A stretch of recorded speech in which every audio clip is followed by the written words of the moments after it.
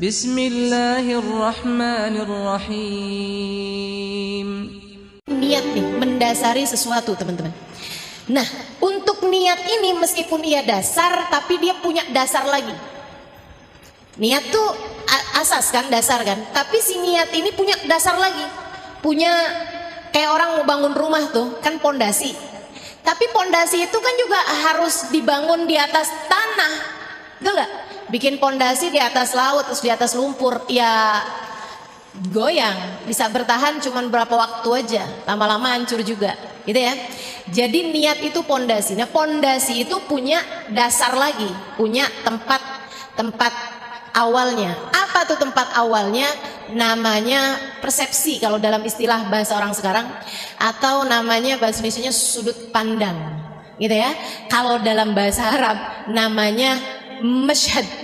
Nah, ini sesuatu hal yang saya rasa salah satu dari yang terpenting yang diajarkan oleh guru kami Sayyidil Habib Umar bin Hafid. Dalam istilah kami para santri, seperti yang disampaikan Habib Umar bin Hafid, namanya masyhad.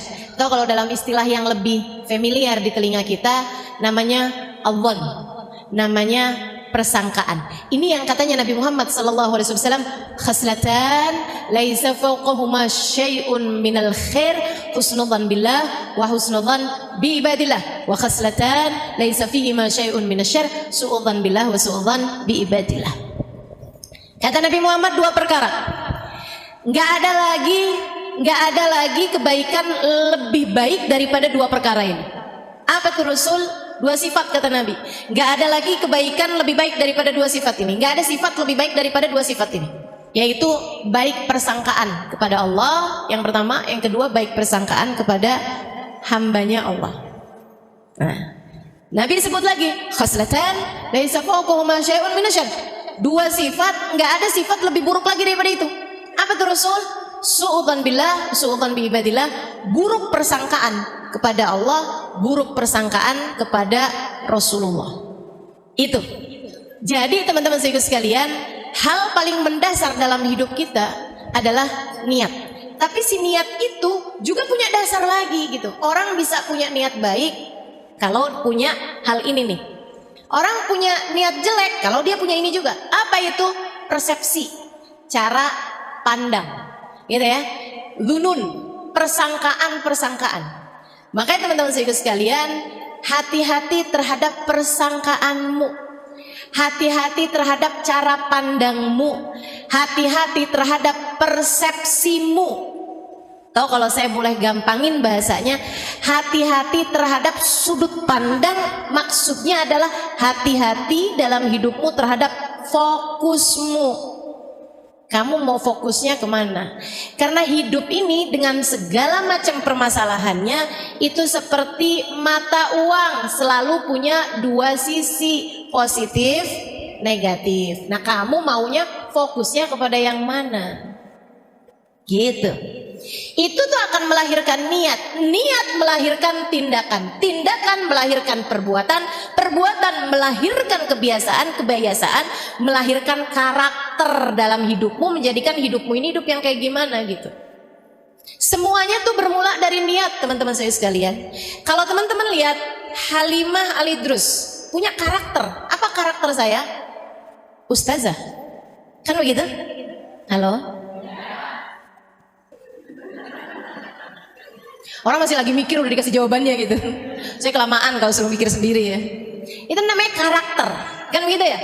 Melekat dalam diri saya. Ibu-ibu kalau dengar nama Halimah Al-Idrus, apa yang ibu-ibu bayangin? Ustazah gitu. Pasti jarang banget ada yang misalnya gitu ya, Halimah Al-Idrus, oh selebgram. Enggak kan? Walaupun follower saya banyak.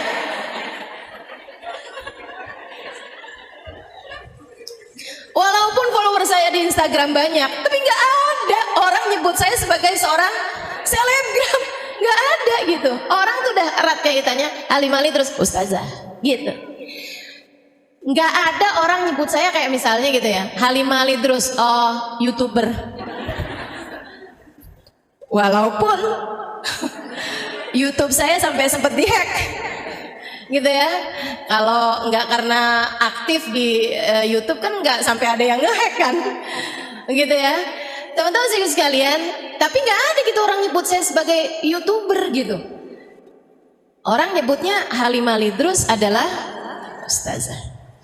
Itu namanya karakter. Nah, kenapa saya jadi ustazah? Karakter itu terbentuk kenapa? Karena adanya kebiasaan. Apa kebiasaan saya? Mengajar. Iya kan? Kalau kebiasaan saya nyapu, orang gak akan sebut saya sebagai seorang selebgram, sebagai seorang ustazah gitu. Kalau kebiasaan saya adalah memasak misalnya gitu ya, saya bukan ustazah, akan tetapi seorang koki. Bukan artinya saya nggak pernah masak, bukan artinya saya nggak pernah nyapu, gitu ya. Akan tetapi itu semua tidak menjadi sesuatu hal yang kebiasaan yang saya lakukan, kan begitu, gitu ya. Karena saya punya kebiasaan mengajar, saya punya karakter ustazah, kan gitu. Nih ujungnya nih karakter ustazah. Nah, sebelum jadi sebuah karakter itu jadi kebiasaan dulu mengajar. Dari zaman kapan ustazah mengajar? Itu tadi tuh di Asofa aja 2003. Kurang lama apa saya ngajarnya? Dan itu bukan kali pertama saya ngajar di tempatnya Ustazah Fatimah Asgaf nih teman-teman, yang waktu itu belum jadi ustazah, gitu ya. Itu bukan kali pertama saya mengajar. Kapan kali pertama saya mengajar? Sebelum itu. Kapan? Tahun awal kali saya diminta mengajar itu justru oleh seorang perempuan yang saya rasa paling banyak mengubah hidup saya. Hubabah Nur bintil Habib Muhammad bin Abdullah Al-Haddad. Tahun 2000 doang. Tahun 2000 atau 1999, nggak ingat malahan ini ya. Iya, sekitar segitulah. Saya rasa 1999 itu kejadiannya. Ya, saya ingat banget jadiannya, sama kayak halnya Kak Emma ingat saat saya pertama kali diminta untuk mengisi kajian di rumahnya, gitu ya. Itu teman-teman saya sekalian, mohon maaf saya sih lupa. Saya lupa. Tapi kan setiap orang itu punya momen-momen tersendiri yang dia tidak akan pernah melupakan. Gitu kan ya? Teman-teman juga mungkin ingat pertama kali ketemu saya. Saya lupa. Enggak semua saya ingat pertama kali ketemu. Ustazah ketemu saya pertama kali kapan? Maaf ya. Lupa. Nah, sekarang aja belum tentu ingat. Mudah-mudahan ingat semua ya. Ibu-ibu sekalian saya muliakan, saya ingat banget awal kali saya diminta mengajar. Itu pada tahun, yaitulah 1999 akhir saya rasa ya. Ya, saya berangkat ke Tarim itu tahun 1998. Usia saya waktu itu 19 tahun. Saya diajak oleh abang saya, belum ada Daruz Zahra. Belum ada Daruz Zahra.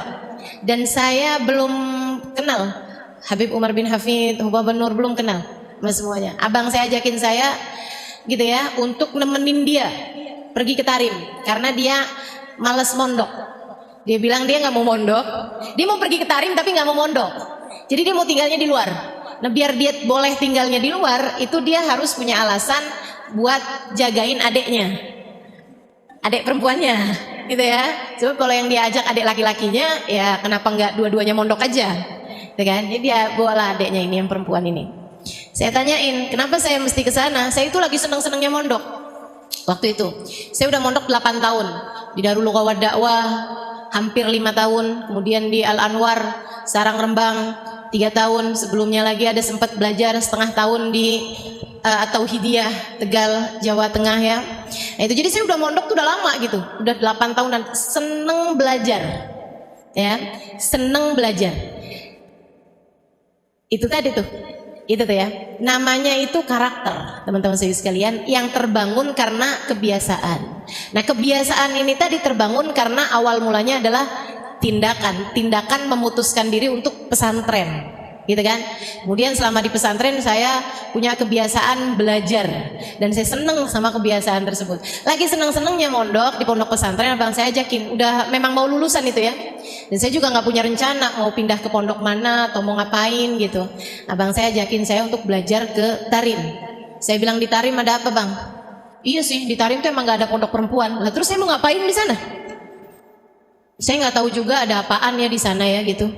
Tapi kan kamu nanti bisa saya iniin, bisa saya rekamin kajian-kajian gitu ya. Dia bilang nanti kamu bisa dengerin gitu. Tapi kayak nggak menjanjikan gitu ya. Saya jadi di Tarim tuh ngapain ya? Kamu bisa cuciin baju saya, masakin saya. Itu kayak agak jadi TKW bukan? Kayak nggak menjanjikan gitu. Dia bilang udah kamu bawa aja kitab-kitab kamu, jadi nanti kamu bisa pelajarin di sana. Lah kalau mau buat pelajarin aja kenapa jauh-jauh ke sana ya? Tapi terus dia ada satu kata yang membuat saya jadi oke, saya mau gitu nemenin dia ke Tarim. Dia waktu itu bilang Tarim itu kotanya Fakihil Muqaddam Muhammad bin Ali Ba'alawi. Dan saya dari sejak kecil itu abah saya kalau habis selesai baca ratib haddad ada selalu beliau tambahin dengan doa, ya Rabbana yasir lana umurana bijahi Sayyidina Muhammad bin Ali Ba'alawi gitu. Teman-teman juga mungkin ya banyak sering dengar doa itu, terutama kalau abahnya suka baca ratib gitu, bapaknya atau suka hadir acara-acara pembacaan ratib. Ya Rabbana yasir lana umurana bijahi Sayyidina Muhammad bin Ali Ba'alawi. Akhirnya saya putuskan oke, saya rasa kayaknya saya udah deket gitu sama Sayyidina Muhammad bin Ali Ba'alawi ya.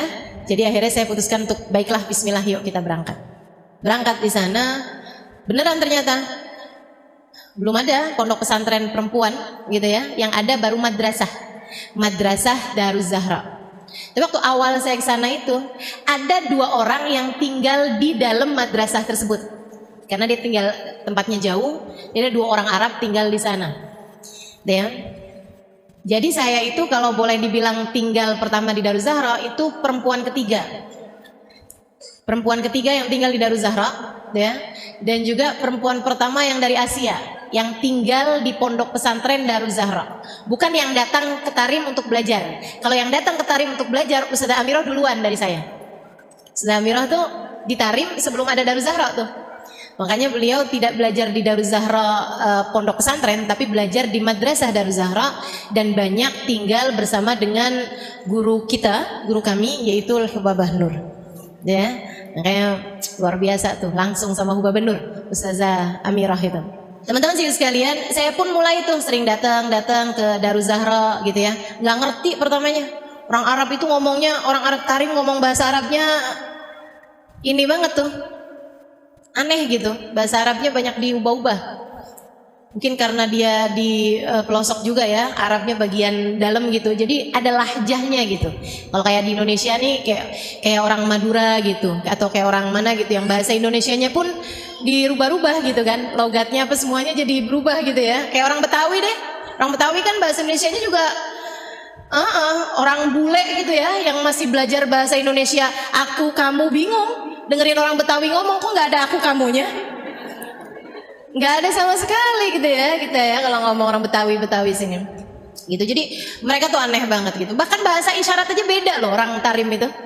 Masya Allah. Mereka tuh kalau bilang iya gini, kalau bilang enggak, ya ampun, aneh banget ya sih. Masya Allah. Teman-teman sekalian, habis setahun saya tinggal di Tarim, saya udah kayak setengah tahun belajar di Tarim, saya udah mulai bisa ngobrol sama orang-orang Arab sana ya.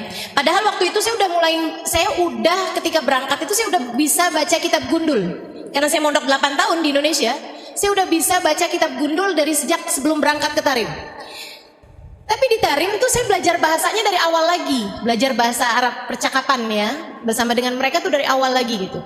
Dengerin kajian juga kayak dari awal lagi, kayak dari nol, bener-bener nggak ngerti gitu.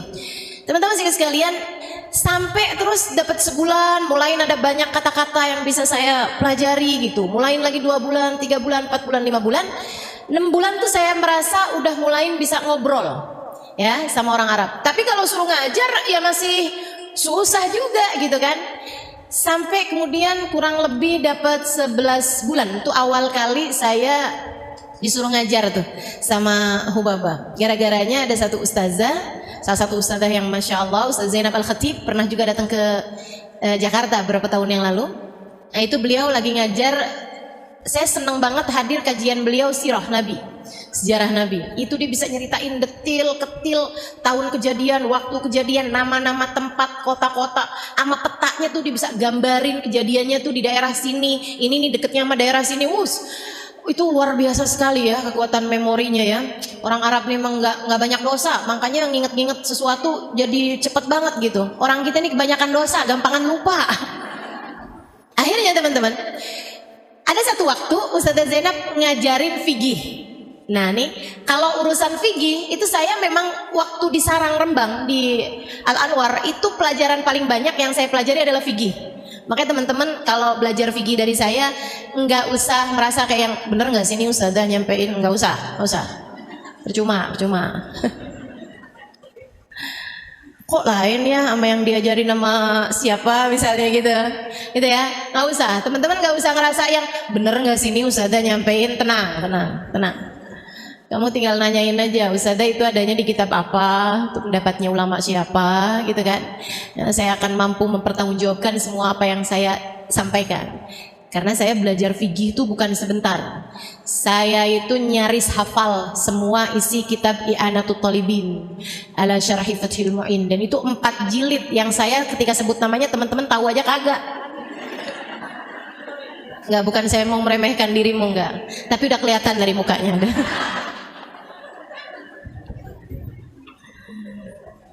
Jadi orang kalau belajar fikih itu di pondok-pondok pesantren itu ada tingkatan-tingkatannya ya. Biasanya tingkatan yang paling tinggi itu kitab namanya Fathul Mu'in. Nah kitab Fathul Mu'in itu kitabnya sekian nih tebelnya, sekitar 1,5 cm lah ya kitabnya, ketebalannya. Itu tuh kalau udah kayak hafal isi kitab itu tuh lulus udah. Nah kitab Fathul Mu'in itu ada kitab syarahnya. Kitab syarah tuh kitab yang menerangkan maksud dari kitab Fathul Mu'in dan juga penjabaran pendapatnya ulama dan lain sebagainya mengenai hukum tersebut gitu. Nama kitabnya I'anatul Talibin, 4 jilid segede-gede gini nih. Jadi kalau kamu bawa tuh segini. Nah itu saya hafal isi kitab I'anatul Talibin waktu itu, zaman itu, umur saya 19 tahun. Jadi nggak usah khawatir teman-teman, kalau saya menyampaikan hukum kepadamu, saya akan mampu mempertanggungjawabkan semuanya. Kenapa Ustazah bisa hampir hafal semua isi kitab I'anatul Talibin pada waktu itu? Karena saya senang belajar. Ya, senang belajar. Saya bukan orang yang rajin belajar. Saya hanya orang yang jatuh cinta pada ilmu. Saya senang belajar. Dan itu modal banget sih. Jadi kalau kamu punya anak gitu ya, apa hal yang harus kamu tanamkan kepada anak-anak kamu adalah rasa senang belajar. Rasa senang belajar, menjadikan belajar itu sesuatu yang menyenangkan gitu buat mereka. Itu bisa ditanamkan ya. Ketika mondok di Darul Lughah wa Dakwah awal kali itu, saya banyak ketemu sama orang-orang yang membuat saya terkagum-kagum dengan keilmuannya dan membuat saya jadi kayak yang saya kepengen nih jadi kayak mereka gitu. Dari situlah kemudian timbul rasa minat, keinginan untuk menjadi seseorang yang bisa menguasai banyak ilmu seperti mereka gitu. Kayaknya enak nih kalau saya pinter kayak gitu, enak nih gitu. Jadi saya seneng belajar, saya seneng tahu sesuatu, saya seneng banget. Balik lagi ke Tarim. Jadi akhirnya saya tinggal di Tarim tuh. Ustazah Zainab lagi ngajarin fikih. Ada satu pembahasan Ustazah Zainab. Ustazah waktu itu membahas masalah wudu teman-teman. Pas pembahasan tentang tertibul wudu, syaratnya wudu, rukunnya wudu, salah satunya adalah tertib. Tertib definisinya an la yuqaddam adu ala adu, gitu ya, tidak mendahulukan satu rukun dari satu rukun, tidak mendahulukan satu anggota tubuh dari anggota tubuh yang lain untuk dibasuh. Gitu, mesti yang muka dulu, habis muka selesai baru tangan. Jadi kalau teman-teman wudunya itu di pancuran, terus bilang kayak gini nih, nawaitul wudu li rafil hadasil asghar lillahi ta'ala Allahu akbar, sekalian semuanya gitu. Gitu ya, itu nggak sah, yang sah cuma mukanya doang, gitu. Nah, habis selesai kajian, itu Ustazah Zainab ditanyain tentang orang yang nyelam, tentang orang berenang. Kalau orang nyelam gitu kan, niat nih, pas lagi nyelam, pertama tuh nawaitul wudu lillahi ta'ala gitu. Nyelam doang tuh set gitu, habis itu terus berdiri lagi gitu kan, maksudnya habis itu terus mentas gitu, dari air gitu. Itu berarti wudunya sah nggak Ustazah gitu. Ustazah Zainab bilang nggak sah, yang sah cuman mukanya doang. Habis buka tangan. Saya dengernya nggak gitu. Jadi saya pulang, saya bukain tuh kitab-kitab yang saya punya. Dari Anatul Thalibin, ada lagi Baijuri, dari tulisannya Syekh Ibrahim Al-Baijuri. Ada lagi kitab namanya Al-Ighna. Ada lagi kitab namanya Bujairomi gitu. Beberapa kitab-kitab besar yang saya punya tuh saya buka-bukain bab tentang inrimas, tentang nyelem gitu ya. Pembahasan ulama, nyelem, kalau semua nyelem itu kan semua badan kita kan basah dengan air. Walaupun hanya sepersekian detik gitu ya. Itu wudunya langsung sah. Sebagai mandi juga langsung sah. Meskipun hanya sepersekian detik kalau dibarengi dengan niat. Kenapa? Karena katanya mereka iya sulut tertib bidaqaik gitu ya. Sudah hasil tertib itu walaupun dengan hanya sepersekian detik gitu. Udah jadi tuh. Udah cepat bila hadat gitu, udah jadi gitu. Itu pembahasan para ulama. Saya tulis semuanya tuh. Saya tulis pendapatnya para ulama di kitab ini gimana pendapatnya para. Jadi semua pendapat-pendapat ulama tuh saya tulis. Jadi saya satu makalah mengenai hukum inrimas. Hukumnya menyelam tadi itu ya, dalam hal keabsahannya wudhu. Besokannya saya kasihlah itu kertas itu tadi yang udah jadi kayak makalah berlembar-lembar kepada Ustazah Zainab. Saya udah kenal sama beliau sekitar setahunan ya. Jadi saya bilang, Ustazah, ada hal yang mau saya sampaikan Ustazah. Dia bilang, apa itu Halimah? Buka gitu kan. Saya bilang ini. Beliau buka gitu. Terus dia baca gitu. Terus dia gini, "Tildi kecerci." Saya bilang, iya. Dia bilang, kamu yang nulis ini? Saya bilang, haa. Difahim cili kecerci. Dia bilang, kamu paham nih yang kamu omongin, yang kamu tulisin kamu paham? Saya bilang, iya. Kamu paham gitu yang kamu tulisin? Saya bilang, iya saya paham. Terus beliau bilang begini nih, jazakillah khair, jazakillah khair. Dia tuh kayak sambil ngeliatin muka saya gitu, kayak yang ini iya gak sih gitu ya. Saat itu usia saya masih 19-an tahun, ya hampir 20-an tahun ya. Dan saya itu kurus kering, bibir pecah-pecah, susah buang air besar. Iklan larutan. Tapi memang saya kurus banget teman-teman sekalian. Berat saya waktu itu 38 apa gitu. Dengan setinggi ini ya, jadi saya benar-benar tulang berbalut kulit gitu. Saya sampai suka digodain sama abang saya. Kata abang saya, untung kamu nih punya kulit. Kalau nggak punya kulit tulangnya berantakan. Ya Allah, sian bener. Akhirnya besokannya pas waktu istirahat siang, dia bilang gini sama saya, Halimah dia bilang. Saya bilang, lebih Ustazah Zainab. Dia bilang, Halimah, Hubaba Nur da'atki. Hubaba Nur manggil kamu gitu. Kenapa nih ya? Kamu dipanggil Hubaba Nur. Kamu diminta buat datang ke rumahnya Hubaba Nur. Ya ampun, tuh saya deg-degan. Ada apa nih? Ya ampun, ada apa nih gitu. Saya datang ke tempatnya Hubaba Nur jam-jam 10-an ya, setengah 10 gitu. Saya masuk ke rumahnya. Di sana tuh rumahnya orang Arab tuh pintu masuk laki-laki sama pintu masuk perempuan tuh beda pintu. Jadi hati-hati kalau datang ke Tarim gitu ya. Datang ke rumahnya orang tuh jangan asal masuk pintu rumah gitu. Itu selalu mereka tuh sekecil apapun rumahnya, pintu masuk laki-laki sama pintu masuk perempuan beda-beda gitu. Jadi kamu jangan sampai keliru masuk pintu laki-laki, kamu yang malu gitu ya. Kalau laki-laki masuk ke pintu perempuan, nanti perempuan yang di dalam malu karena mereka mungkin nggak pakai kerudung gitu kan, namanya di dalam rumah kan gitu. Gitu. Jadi akhirnya saya udah ketuk pintu masuk ke rumah Hubaba Nur. Baru saya ketuk terus Hubaba Nur bilang, "Udkhuli Halimah, udkhuli." Dia udah tahu rupanya saya yang datang gitu. Beliau lagi sarapan, saya dikasih juga sarapan beliau. Terus beliau bilang, "Kuli Halimah, kuli." Habis itu Hubaba Nur bilang kayak gini sama saya, "Halimah, kamu tahu kan, saya itu beberapa waktu yang lalu kehilangan seorang guru pengajar fikih. Dia dari mana gitu sebutin namanya, mau Baba, dan dia harus pulang. Saya sedih bener, karena saya tuh perlu banget perempuan ngajarin fikih gitu. Saya akhirnya jadi minta sama Allah. Saya jadi doa. Saya minta, ya Allah, jangan biarkan saya sendirian dalam jalan dakwah ini. Bantu saya ya Allah, datangkan guru fikih untuk kami. Saya doa berapa waktu ini Halimah. Sampai terus kemarin Ustazah Zainab ngasih lihat sama saya tulisan yang kamu tulis tentang bab inrimas dalam masalah wudhu. Saya ketika membacanya, saya tahu bahwa doa saya sudah diijabah Allah. Kamu adalah ijabah dari doa saya, minta kepada Allah didatangkan guru fikih untuk kami. Terima kasih Halimah. saya tahu Allah tidak akan pernah membiarkan saya sendiri dalam jalan dakwah ini. Mengajarlah bersama kami nak, zakillah khair. Saya saat itu rasanya ngerasa kayak yang ya Allah, ucapan beliau tuh sampai sekarang saya nggak lupa gitu. Kamu adalah ijabah doa saya. Saya tahu Allah tidak akan pernah membiarkan saya sendiri. Allah hadirkan kamu untuk kami agar kamu bisa bersama dengan kami membantu dakwah ini. Gitu. Saya tahu Allah tidak akan pernah membiarkan saya sendiri. Terima kasih Halimah, mengajarlah bersama kami. Itu teman-teman sekalian, menurut saya salah satu ucapan paling indah, salah satu di antara ucapan paling indah yang pernah saya dengar. Gitu ya. Kalau Kak Emma tadi cerita bahwa saya bilang sama dia itu kan, buat Kak Emma apa sih yang enggak? Gitu ya. Buat Kak Emma apa sih yang enggak gitu. Waktu itu saya ngomong kayak begitu gitu. Dan itu menurut dia adalah salah satu dari ucapan indah yang pernah didengar dalam seumur hidupnya, gitu kan. Salah satu dari ucapan-ucapan indah yang pernah didengar dalam hidupnya. Dan saya menganggap bahwa permintaan Hubabah kala itu juga merupakan salah satu dari hal terindah dalam hidup saya yang pernah saya dengar. Saya bilang marhaba Hubabah, marhaba. Doakan saya biar saya bisa.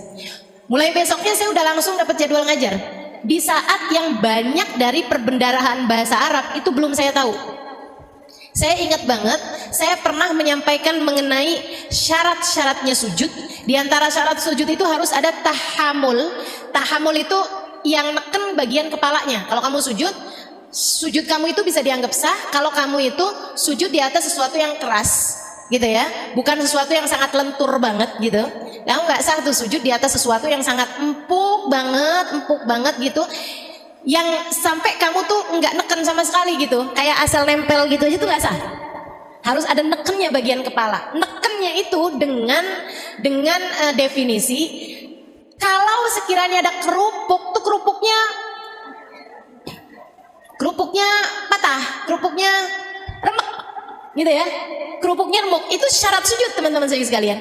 Nah itu saya waktu ngasih tahu sama teman-teman yang orang Arab, kan yang belajar mereka madrasah masih kan. Ada orang-orang Indonesia, ada orang-orang mana juga yang pada berdatangan, ada orang Barat juga yang pada mulai berdatangan tahun itu. Tapi mayoritasnya orang-orang Arab. Nah, dan saya mengajarnya dalam bahasa Arab gitu kan. Saya nggak tahu bahasa Arabnya kerupuk. Saya bilang kalau ada sesuatu di tempat sujud kamu, itu kalau kamu tekan dia pecah. Nah apa gitu kan?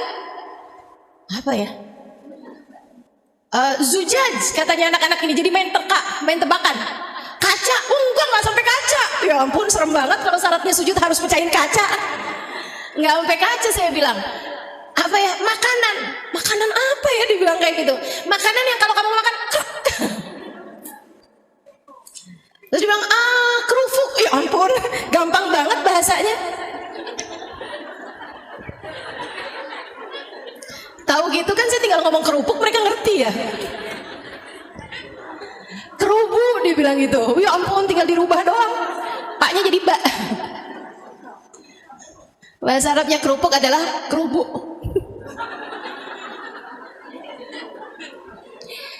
Saya pun mengajar mulai tahun itu 1999 sampai dengan sekarang tahun 2022. Berapa tahun tuh? Berapa tahun sih itu? 23 tahun. Saya udah ngajar 23 tahun. Masya Allah, Masya Allah. Kurang lama apa? Dari umur saya 20 tahun sampai umur saya sekarang 43 tahun. Teman-teman saya sekalian. Nah itu tuh kebiasaan sampai kemudian menjadi karakter. Kebiasaan itu diawali dengan tindakan pertama. Kan gitu ya? Tindakan pertamanya adalah hari Hubabah Nur nyuruh. Kemudian saya pun mulai mengajar.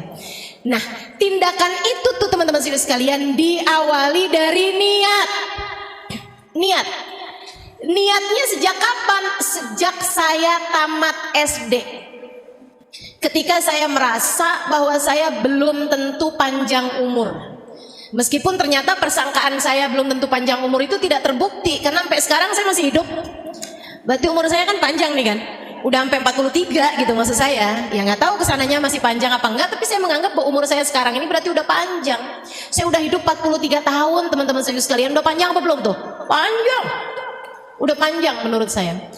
Saya tuh dulu dari sejak SD, dari masih SD, saya selalu berpikir, saya tahu kalau saya punya kecerdasan lebih daripada teman-teman saya di SD.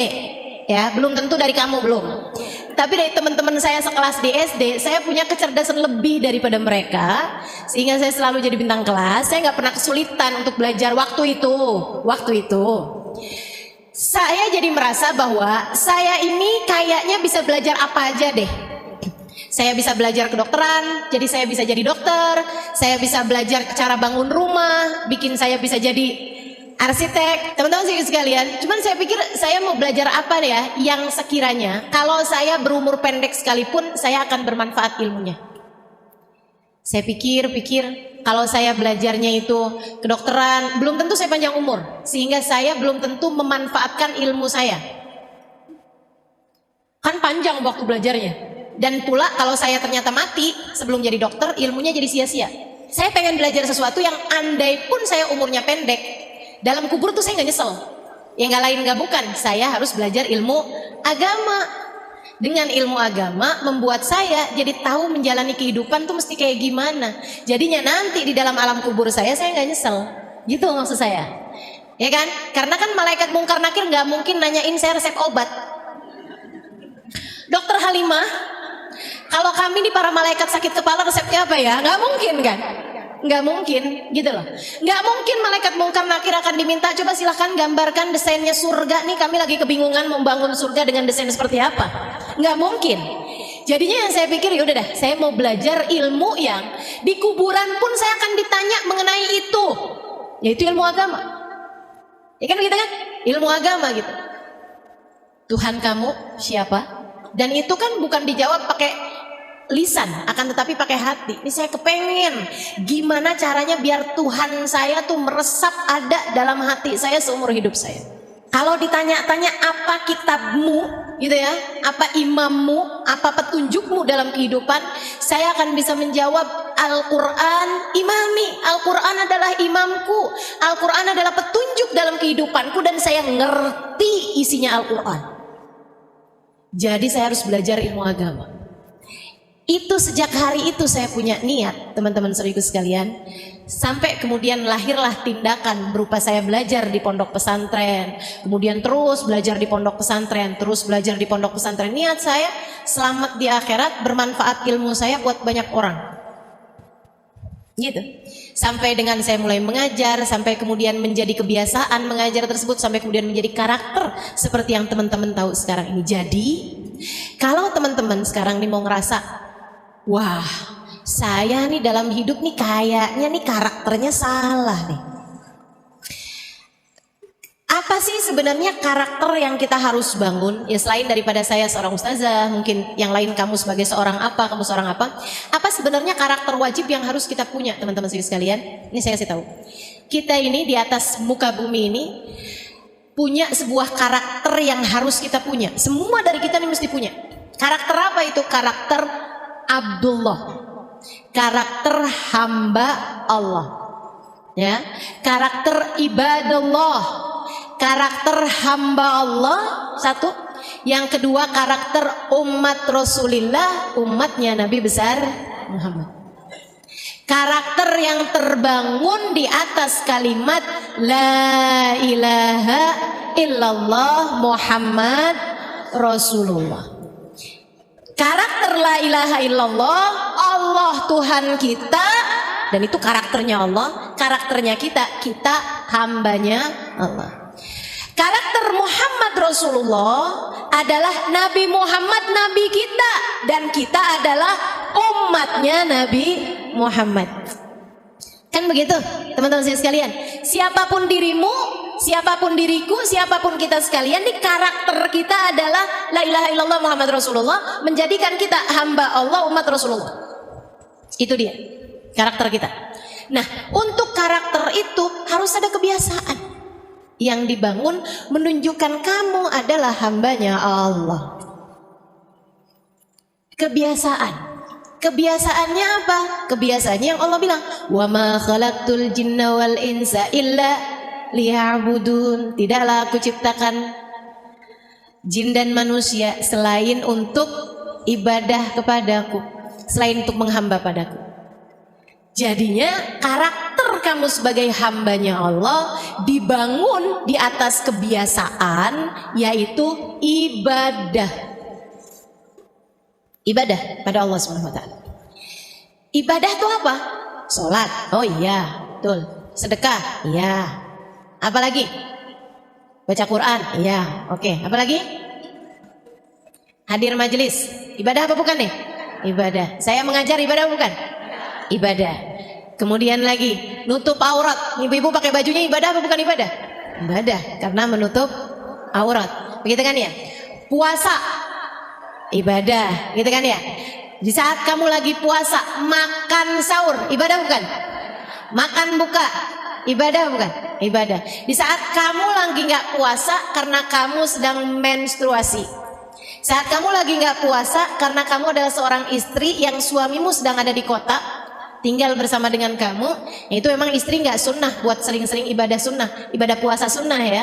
Karena kan setiap kali ibadah puasa sunnah takut mengurangi hak suami dari dirimu gitu. Nah, kamu ketika nggak lagi puasa karena Allah, karena kamu melaksanakan perintah Allah untuk suamimu dan karena kamu memang sedang dalam keadaan menstruasi misalnya, berarti kamu nggak puasa ibadah apa bukan? Ibadah. Berarti kamu makan ibadah apa bukan? Ibadah. Ketika kamu mau pergi majelis taklim, kamu naik mobil, ya kan ya? Mobilmu ini kemudian kehabisan bensin, kamu isi bensin. Ibadah apa bukan? Kenapa bisa ibadah? Karena kamu ngisi bensinnya mau pergi ke majelis. Nah, kamu dapat duitnya itu, gitu kan ya, yang untuk kemudian kamu pakai buat ibadah, entah dari suami kamu, entah dari kamu bekerja, misalnya begitu ya. Berarti itu kamu bekerjanya tersebut, entah kamu jualan online, entah kamu jadi penjahit, misalnya gitu ya. Entah kamu dengan menjadi istri yang soleha, karena kalau saya nggak soleha nih nanti nggak dikasih duit bensin buat pergi ngaji nih. Berarti kamu ketika menjalankan tugas-tugas kamu yang untuk mendatangkan kehidupan duniawi, ibadah apa bukan ibadah? Ibadah. Dari situ kita tahu teman-teman sekalian, kalau kamu niat hidupmu ini untuk ibadah kepada Allah dan kamu dalam hari-harimu itu menjalankan karakter sebagai hamba Allah dengan memiliki kebiasaan-kebiasaan yang Allah Subhanahu wa taala ridho, kamu melakukannya, maka semua yang kamu lakukan dalam hari-harimu itu bernilai ibadah. Yang perlu kamu tegaskan terus-terusan dalam hidup kamu, dalam hari kamu adalah satu, benerin niat, dua, jauhin maksiat. Itu melahirkan kebiasaan yang bagus. Dua hal tersebut teman-teman sekalian, melahirkan kebiasaan yang bagus itu dengan dua hal tersebut itu. Yang pertama jauhin dosa, yang pertama benerin niat, yang kedua jauhin maksiat, jauhin dosa. Gitu ya. Dua hal itu kalau kamu kerjain terus-terusan gitu, semua yang kamu kerjain tuh bisa jadi taat. Semua yang kamu kerjain bisa jadi ibadah, dan itu enaknya jadi hambanya Allah. Kamu jangan kirain di hari akhirat nanti yang bakalan menuhin timbangan amal pahalamu tuh cuman sholat, sedekah gitu ya, hadir majelis ilmu, puasa, baca Quran gitu. Enggak, salah teman-teman sekalian. Kalau kamu mau tahu yang bisa menuhi timbangan amal kebaikanmu tuh semua hal.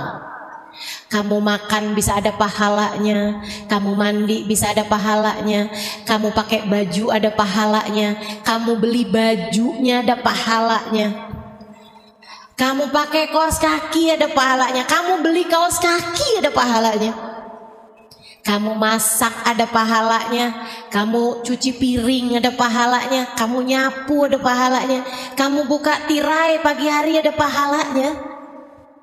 Kamu ngapa-ngapain, bahkan kamu nafas tuh bisa berpahala semuanya teman-teman saya sekalian. Itu dengan syarat, satu, kamu bagusin niat, dua, kamu jauhin maksiat, kamu jauhin dosa. Semua yang kamu kerjakan bisa ketulis di dalam catatan amal ibadah kamu nantinya. Jadi begitu ditimbang gitu kan ya, timbangannya nih bukan cuma urusan kebaikan-kebaikan, sholat apa segala macam. Nah kalau urusannya kayak begitu, pahala kita dikit loh. Betul apa enggak? Ibu, kalau yang timbangan amal kebaikan itu cuma sholat, emang kamu sholat berapa rakaat? Berapa lama sholatnya tiap hari? Hitung dah coba.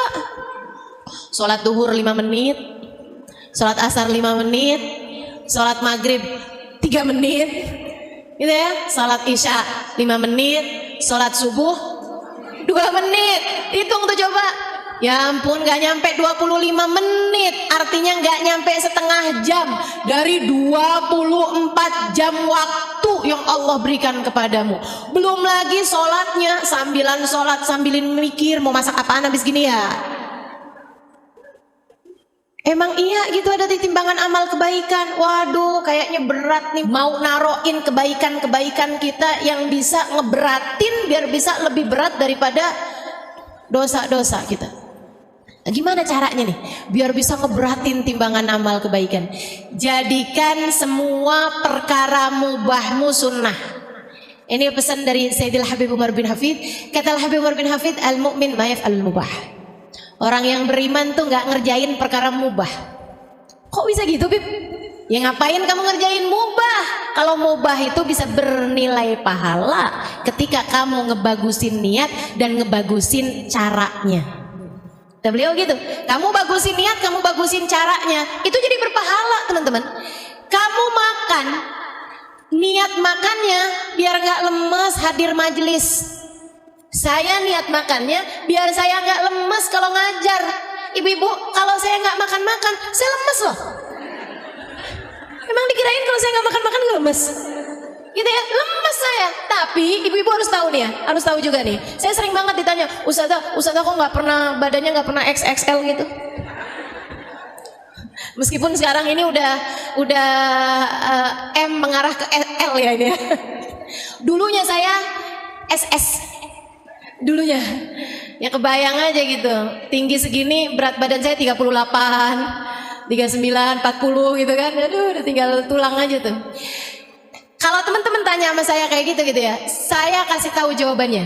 Karena saya nggak bisa ngajar dalam keadaan kenyang. Saya susah konsentrasi mengajar dalam keadaan kenyang. Makanya saya menghindari makan sampai kenyang sebelum majelis. Jadi saya nggak berani makan kenyang sebelum majelis. Makanya saya nggak pernah XXL. Nah tiap hari ngajar.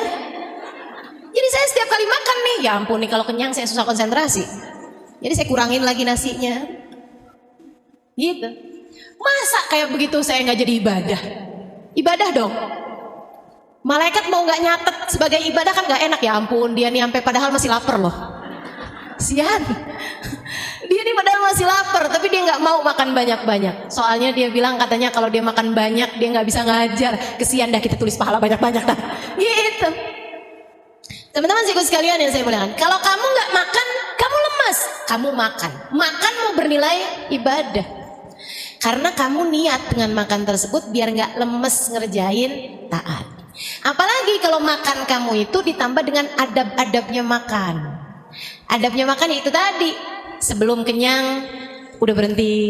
Adabnya makan pakai tangan kanan. Adabnya makan sambil duduk, nggak sambil berdiri, gitu kan ya. Adabnya makan diawali dengan bismillah, diakhiri dengan hamdalah, dikunyah dengan baik makanannya, kan gitu ya. Kemudian kan kita juga makannya nih ngindarin yang nggak jelas kehalalannya. Mau kelihatan seenak apapun, kalau ternyata itu adalah BABI, kita nggak akan mau sentuh, betul apa enggak? Wih, kelihatannya enak banget, ya ampun. Wih, enak banget nih. Ini daging apaan nih? Sapi? Bukan, Mbak. Apaan ya? Tapi ini babinya babi halal, Mbak. Kenapa kok bisa halal? Disunat. Babinya disunat. Masya Allah. Teman-teman sikut sekalian yang saya muliakan, jadi kan kita udah menghindari dosa. Kita buat makan nih nggak ngambil yang bukan hak kita. Kita kerja dengan cara yang halal untuk mendatangkan uang untuk kita beli makanan tersebut. Bukan hasil korupsi, bukan hasil nilang, bukan hasil ngambil duit di saku suami. Kita dapetin makanan tersebut dengan uang halal. Kita beli pakai uang halal makanannya. Makanannya halal. Kita makannya dengan adab-adab yang disunahkan oleh Nabi Muhammad. Niat makannya biar enggak lemes untuk mengerjakan ibadah kepada Allah. Pahala, teman-teman. Kamu makan berpahala dan dosa-dosa berguguran dari tubuhmu itu. Makanannya jadi sumber energi kebaikan. Makanya kalau kamu bilang saya kok berat banget ya mau mengerjakan kebaikan gitu, kamu liatin makananmu tuh mungkin ada yang haram. Apanya yang haram ya? Mungkin bukan makanannya haram, tapi dapatnya dari hasil yang haram. Hati-hati teman-teman, coba liatin aja di sekeliling. Yang pada korupsi, yang pada jadi pejabat tapi yang dolim sama rakyat, gitu ya, atau yang jadi mohon maaf, yang jadi polisi tapi suka nilang orang, gitu kan ya, Bu? Bukan apa masalahnya? Ada nggak orang yang ditilang ikhlas? Jarang loh. Betul apa enggak? Alhamdulillah kena tilang. Ya Allah seneng banget, saya mau ngasih polisi. Ada yang begitu? Nggak ada, nggak pernah lihat saya. Mesti orang tuh kalau udah ketemu ini kan polisi kan, astagfirullah, kok deg-degan ya rasanya ya. Apakah ini yang dinamakan jatuh cinta? Insya Allah. Nggak ada yang ikhlas tuh, kalaupun juga ngeluarin duit, ya ampun, nggak ada yang ikhlas. Udah apalagi ditambah dengan hadis ar-rashi wal murtashi finnar, yang nyuap dan yang disuap masuk neraka. Serem banget. Jadi teman-teman sekalian yang saya muliakan, kalau uangnya itu hasilnya halal, insya Allah semuanya bakal gampang ngerjain ketaatan. Makanya kalau kamu mau benerin hidup kamu tuh, salah satu dari yang harus kamu benerin biar taat yang dikerjakan adalah penghasilannya juga mesti halal. Teman-teman sekalian, liatin aja di sekeliling kamu. Kalau ada orang berpenghasilannya haram, apalagi pakai judi, apalagi pakai pinjaman online tuh, kamu pikir nggak haram? Ini mana dia nih yang suka pinjol nih? Ya ampun, buka YouTube sekarang iklannya pinjaman online semua. Astagfirullah, riba teman-teman. Dan riba itu dosa, satu dari dua dosa yang Allah ancam dalam Al-Quran. Kalau kamu nggak berhenti, aku perangi, kata Allah. Nih jangan main-main sama urusan riba. Ayo nih, mana dia nih, mak-maknya nih yang suka kredit panci, yang suka hutang online nih, pinjaman online atau pinjaman berbunga, pinjam uang di bank, pinjam uang yang dijanjikan inian ya, apa sih namanya, bunga gitu. Teman-teman sekalian tuh haram tuh, dan jangan main-main teman-teman sekalian. Haramnya bukan dosa kecil, tuh dosanya gede. Sampai katanya para ulama, salah satu dari dosa-dosa tertinggi yang bisa dipastikan pelakunya matinya tidak husnul khotimah. Dalam Al-Quran, saya baca nih di Quran nih. Oh, saya baca Quran dan insya Allah banyak yang ngerti artinya. Saya baca Quran.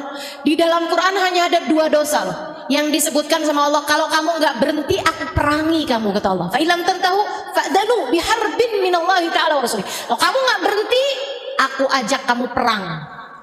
Orang diperangin sama Allah tuh gimana ceritanya bisa menang?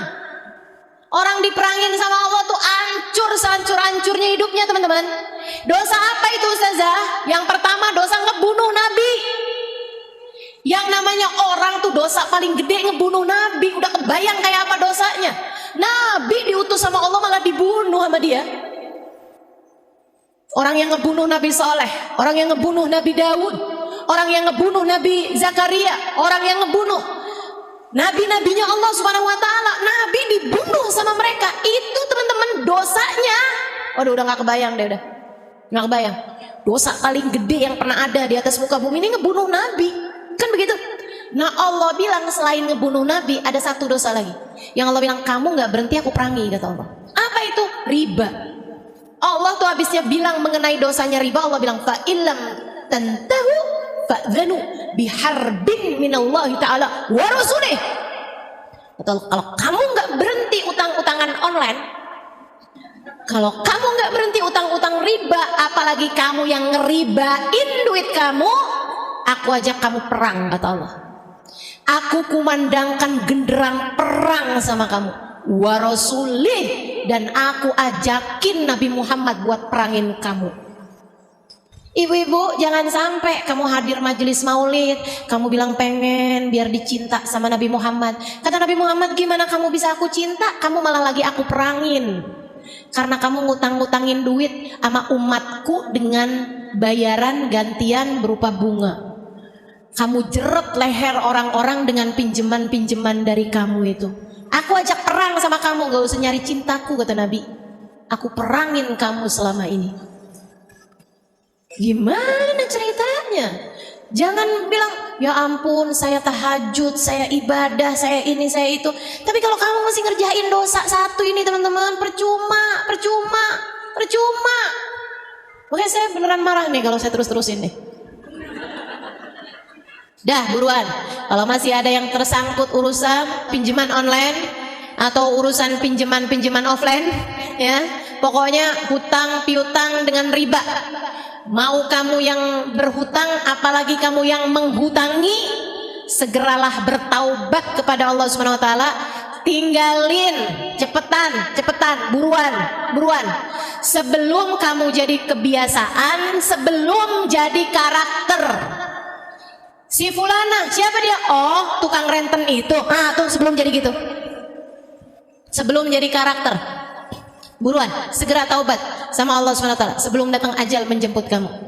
Udah teman-teman, nggak usah pakai habisnya ustazah kalau saya nggak pinjem-pinjeman kayak begitu tuh ustazah, saya nggak punya apa-apa. Udah mendingan nggak punya apa-apa. Bu, jangan pernah lupa apa yang sering saya sampaikan sama ibu-ibu. Sesedikit apapun yang kamu punya cukup untuk membiayai hidupmu. Tapi sebanyak apapun yang kamu punya nggak akan pernah cukup untuk membiayai gaya hidupmu. Mau punya berapa banyaknya nggak bakalan cukup, Bu, kalau yang kamu biayai adalah gaya hidup. Makanya kalau mau hidupnya tenang, jangan kebanyakan gaya. Dah, nggak usah kebanyakan gaya. Ya ampun. Nih ya, ustazah kalau pinjamannya nggak pakai bunga gimana ustazah? Ya halal sih halal, tapi Bu, hati-hati ya. Jangan sampai kamu punya kebiasaan berhutang. Apalagi kalau sampai alhamdulillah dia kayaknya lupa dah. Alhamdulillah kayaknya dia lupa tuh. Yaudah aja dah. Ibu pernah ketemu nggak ada orang utang kagak dibayar-bayar, tapi status di Instagram healing mulu. Statusnya tinggal healing di pantai, gitu kan ya? Healing di gunung, healing mulu Bu. Giliran ditagih utang hilang. Ada tuh yang modelannya kayak gitu. Ada apa nggak? Mana orangnya? Mau lihat saya nih orang yang mana nih? Masya Allah nggak hadir ya. Dah nggak pakai. Yang punya utang buruan bayar, buruin bayaran, buruan bayarin. Jangan berani mati bawa utang Bu. Nabi aja nggak mau nyolatin. Sahabat kalau mati tuh Nabi pertanyaannya satu, punya utang apa enggak? Oh dibilang nggak punya Rasul, ya udah deh saya sholatin gitu. Tapi kalau dibilang maaf Rasul dia punya utang, enggak saya nggak mau nyolatin.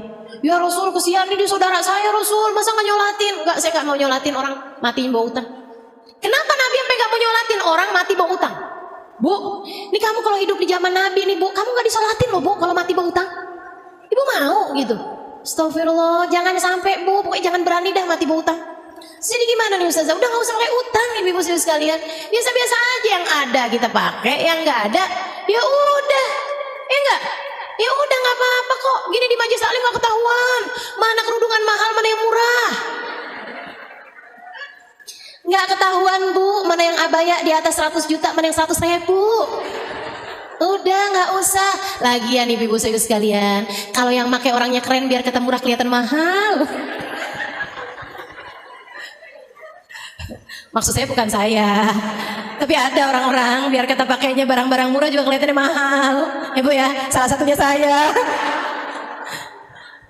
Masya Allah. Kalau orangnya gak keren Bu, biar kata pakai barang mahal juga dikirain KW. Udah dah. Ya Bu ya, nggak usah kamu jadikan tampilanmu sebagai nilai hidup kamu. Nggak di situ nilai hidupmu. Nilai hidupmu ada para karakter kamu sebagai hambanya, sebagai umatnya Rasulullah. Jadi teman-teman saya sekalian, Habib Umar bin Hafid bilang orang mukmin nggak ngerjain barang mubah. Ingat-ingatin saya, orang mukmin nggak ngerjain barang mubah. Apatah lagi makruh, apatah lagi haram. Mubah aja enggak kok kita. Gitu. Kenapa orang mukmin nggak ngerjain barang mubah? Karena di saat dia mengerjakan perbuatan mubah sekalipun, niatnya bagus, adabnya bagus, sehingga dia berpahala semuanya. Ya, dan itu semuanya tuh kebiasaan yang dilahirkan dari perbuatan yang dilahirkan dari awal tindakan itu semuanya bergantung dari niat. Nah, si niat ini nih berdasar dari perspeksi, berdasar dari masyhad, berdasar dari sudut pandang. Maka ibu-ibu kalau pengen ngebenerin hidup, benerin niatmu, dan kalau kepengen ngebenerin niatmu, maka benerilah cara pandangmu. Makanya kenapa ngaji penting, membuatmu tahu harus memandang dengan cara bagaimana. Gitu. Kenapa ngaji penting? Membuat kamu bisa ngerti cara memandang sesuatu, Bu. Gitu ya, Bu ya? Yang mesti dibenerin tuh ibu-ibu sekalian. Sekarang gini deh. Kamu punya suami. Nih ya, buat para istri yang punya suami nih kan. Nih kamu nih, kalau kepengen ngebenerin rumah tangga kamu gitu, bukan dengan cara kamu ngebenerin fisik kamu gitu. Oh, saya kepengen ngebenerin rumah tangga nih biar suami nggak kemana-mana. Jadi saya harus berpenampilan dengan tampilan yang bagus. Karena hidung saya ini belum mancung, saya sepertinya perlu buat nambahin. Iya. Buat nambahin apaan di hidung jadi biar agak sedikit lebih mancung, filler sana, filler sini, tarik benang, sulam alis, sulam bibir, kemudian tanam bulu mata gitu ya. Pulang-pulang keluar dari salon, jangankan orang lain, suaminya sampai gak kenal. Siapa ini? Nggak gitu, Bu. Bukan juga dengan kamu memperbaiki tampilan-tampilan. Wah, ini harus, di rumah harus ininya harus dicat ulang ini apa? Nggak perlu. Apalagi dengan memaksakan diri di rumah tangga jadi bagus. Kalau kita punya mobil, kalau kita punya rumah bagus, kalau kita punya rumah yang ada halamannya, biar saya nggak perlu healing jauh-jauh. Saya cukup dengan keluar rumah aja. Saya dengan memandang kebun-kebun di belakang rumah saya. Lah itu perlu berapa miliar buat kamu mewujudkannya? Ibu-ibu saudariku sekalian, bukan itu yang perlu kamu benahi, Bu, bukan. Kamu ingin membenahi rumah tanggamu, benahi niat dalam berumah tangga, benahi sudut pandang terhadap sesuatu. Benahi niat. Apa niatnya? Saya berumah tangga buat ibadah. Saya berumah tangga ini buat ibadah. Saya jadi istri dia, saya mau nyari pahala. Bukan mau nungguin transferan. Saya jadi istri dia ini bukan untuk dicintai dengan sepenuh hatinya, bukan. Akan tetapi untuk biar saya diridhoi sama Allah Subhanahu wa taala, pemilik dia. Pemilik suami saya. Nih Bu, kalau kamu udah nyari Allah, Allah bakalan bikin hati hamba-hamba terpaut padamu. Itu kamu gak usah khawatir. Itu kamu gak usah.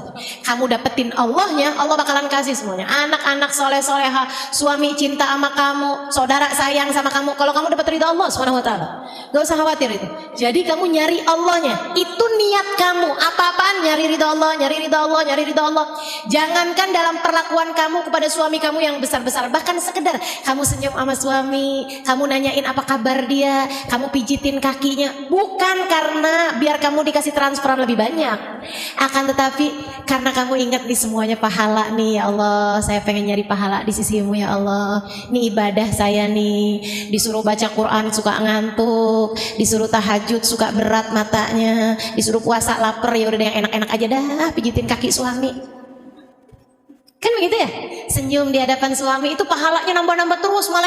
Malaikat rokib sibuk loh ibu-ibu. Jangan kamu kira di saat kamu tahajud, di saat kamu baca Quran gitu ya, saat itu aja malaikat tuh kemudian sibuk. Belum tentu nyatet pahala sholat kamu tuh semuanya kecatet.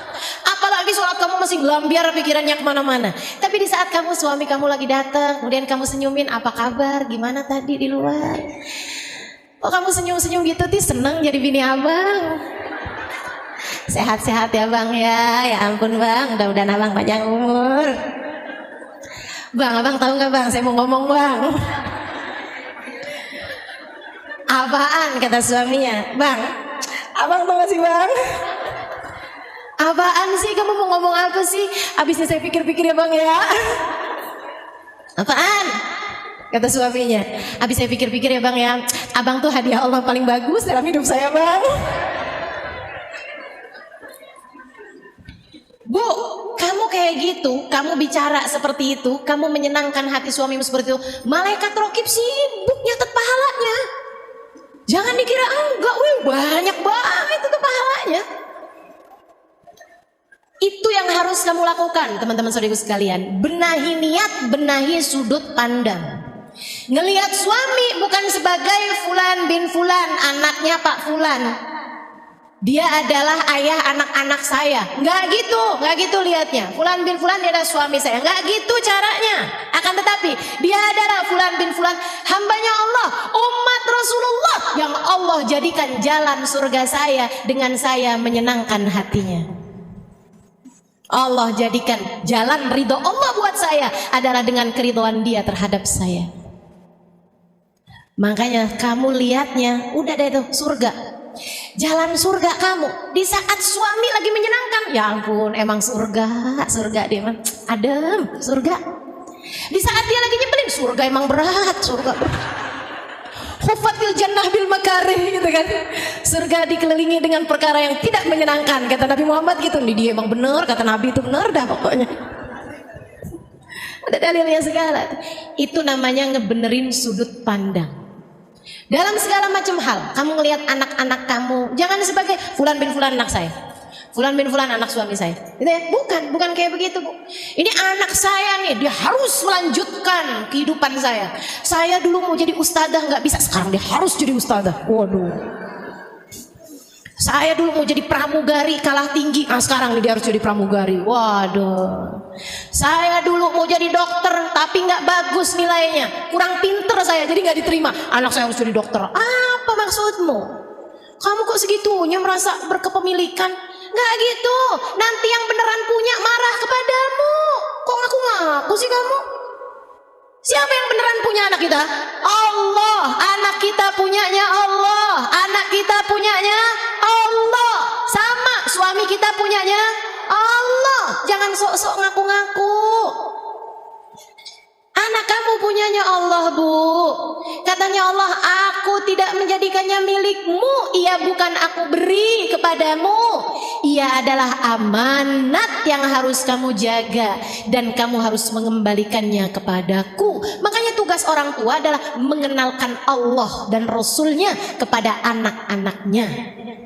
Mengenalkan kasih sayang Allah dan Rasulnya lewat kasih sayang orang tua tersebut kepada anak-anaknya. Itu tugas orang tua. Ini namanya ngebenerin sudut pandang, teman-teman. Ini namanya ngebenerin dhon, ngebenerin persangkaan kamu harus sesuai dengan kenyataan. Dia itu siapa? Kan begitu ya? Anak kamu nih siapa? Nah ini kan kalau kamu bilang, ini anak saya, punya saya, lahir dari rahim saya. Oke, lahir dari rahim kamu benar, tapi punya kamu, tunggu dulu, benar apa enggak? Emang kamu ikutan bikin hidungnya? Hidung kamu aja pesek, hidung dia mancung. Kamu gak ikut-ikutan bikin hidungnya, bikin mulutnya, apalagi nentuin garis nasibnya. Gak ada, kamu gak ikut-ikutan. Berarti bukan punya saya. Punya siapa? Punyanya Allah yang nyiptain dia. Ini namanya ngebenerin dhon, ngebenerin persangkaan. Persangkaanmu harus sesuai dengan kenyataan, sehingga kamu bisa selalu husnudzon kepada Allah, dan kemudian kamu jadinya husnudzon kepada hamba-hambanya Allah. Kalau kamu bagus persangkaannya, ngelihat semua orang nih hambanya Allah, saya jadinya husnudzon terus. Saya nih kalau ngelihat teman-teman ini kan semua hambanya Allah, saya jadinya husnudzon terus. Ada ngelihat orang yang semangat belajarnya, Masya Allah, ya Allah, nih calon-calon orang-orang soleha. Masya Allah, solehah-solehahnya hamba-hambamu ya Allah. Saya udah ngomong lebih dari sejam nih, masih pada dengerin. Masya Allah, solehah-solehah. Allah SWT. Bagus persangkaan saya. Kenapa? Karena saya punya husnudzon kepada Allah. Bahkan saya ngeliat di pojokan ngantuk, Masya Allah, begitu tenangnya hatinya. Orang kalau nggak tenang nggak ngantuk, Bu. Betul apa enggak? Amanatan nu'asan kata Allah, yakhsha ta'ifatum minhum. Makanya saya nggak pernah sakit hati kalau ada yang tidur. Masya Allah, begitu tenang hatinya. Berarti majelis saya nih ditulurin ketenangan dari Allah SWT sampai bikin dia ngantuk di pojokan. Masya Allah, Masya Allah, luar biasa. Kenapa saya bisa husnudzon? Ngelihat yang semangat saya husnudzon, ngelihat yang ngantuk saya husnudzon, karena cara berpikir saya bagus. gitu ya. Karena saya bisa memperbaiki persepsi, karena saya bisa memperbaiki dhon, bisa ukabbirul masyhad kata Sayyidil Habib Umar bin Hafid, bisa membenahi sudut pandang, bisa memperbagus masyhad, memperbagus cara kita melihat terhadap sesuatu, cara berpikir terhadap sesuatu. Maka sekali lagi inti semuanya nih, kalau teman-teman udah bisa dapat garis merahnya alhamdulillah, tapi jika tidak saya bantuin teman-teman. Kalau kamu ingin memperbaiki hidupmu, maka cara nomor satu dalam memperbaiki hidup adalah memperbaiki niat, dan cara memperbaiki niat adalah memperbaiki persepsi, memperbaiki cara pandang, memperbaiki masyhad, memperbaiki cara kamu berpikir, memperbaiki persangkaan kamu, ya, sehingga kamu selalu husnudzon kepada Allah, husnudzon kepada hamba-hambanya Allah Subhanahu wa taala. Bagus persangkaan kamu, bagus masyhad kamu, bagus persepsi, bagus sudut pandang kamu, melahirkan niat yang bagus. Niat yang bagus melahirkan tindakan yang bagus. Tindakan yang bagus jika dilakukan berketerusan membuat kamu perbuatan-perbuatannya bagus. Perbuatan-perbuatan bagus yang kamu terus-teruskan akan berubah menjadi sebuah kebiasaan. Kebiasaan yang bagus melahirkan sebuah karakter. Nah, karakter kita di atas muka bumi ini tidak lain tidak bukan adalah hamba Allah dan umat Rasulullah. Kita bawa itu terus sampai kita mati, sehingga kelak di dalam kubur kita, di akhirat kita tidak akan pernah jauh-jauh dari